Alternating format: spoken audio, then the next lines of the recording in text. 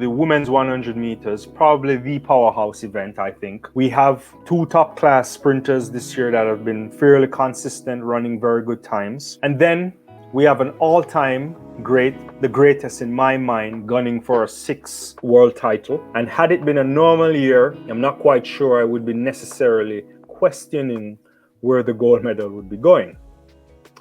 But this is what's happening to the defending champion, Shelly-Ann Fraser-Pryce. You know, she has a tough start to the season this year, knee injuries. I think I saw something today on social media where the great Shelly-Ann Fraser-Pryce, I think it was on Instagram, where she was doing a couple starts or just a one start, and she looked good. So we'll see, but she gave us some back-to-back 10.8s at Luzerne and I think in Madrid, Spain. And it indicates that she's on the mend, and hopefully those few weeks since those runs will put her in good shape. Impressive, I thought, over 200 meters in the Jamaica National Trials, suggests that there's still speed and endurance around.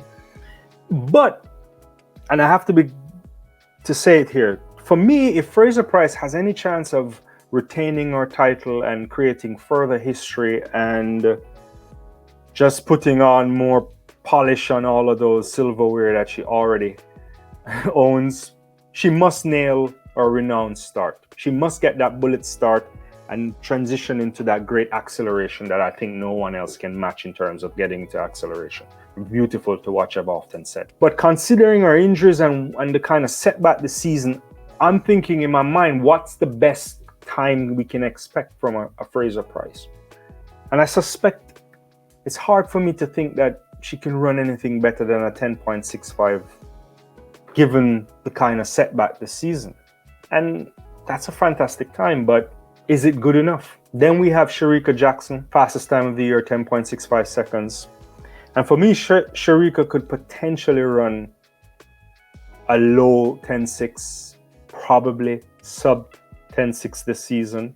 And if that happens, it spells trouble for everyone, including Fraser-Pryce. And then we have the US champion, Sha'Carri Richardson, 10.71. She's been fairly consistent, running hard a lot this season. Feasibly, she could run the same or even improve. There's a number of rumblings happening recently now about things that may be happening behind the scenes. I don't know if this will impact anything. But those are the three standouts you look at first. Then you say to yourself, what about the other contenders?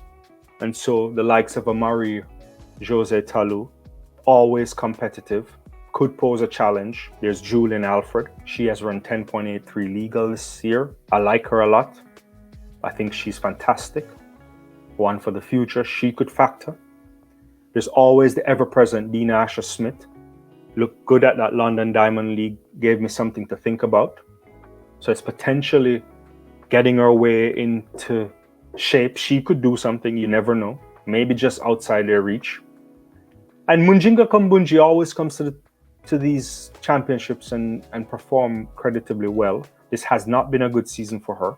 She's had this niggling toe injury, which I should have checked with my Swiss journalist friend to figure out what was happening there, but she's back, but not necessarily anywhere close to her best. And then there's Daryll Neita, who doesn't look particularly promising this year. So those are the outsiders for me. If there's other outsiders, you could let me know. But given all of these things, and I still say it's a hard prediction to make now, but if I had to make the prediction right now, I would say Jackson for the gold, Fraser-Pryce for silver, and Richardson clinching bronze, narrowly beating the likes of Alfred and Talou. But I want to ask for a little bit of time, and I will say I'd like to shift my prediction based on what I can see in the preliminary rounds. And I really want to, and particularly I just want to see what Fraser-Pryce can bring in the preliminary rounds. Because if she's nailing that start, I may have to reconsider. So that's where I think the medals will be going in a few days' time.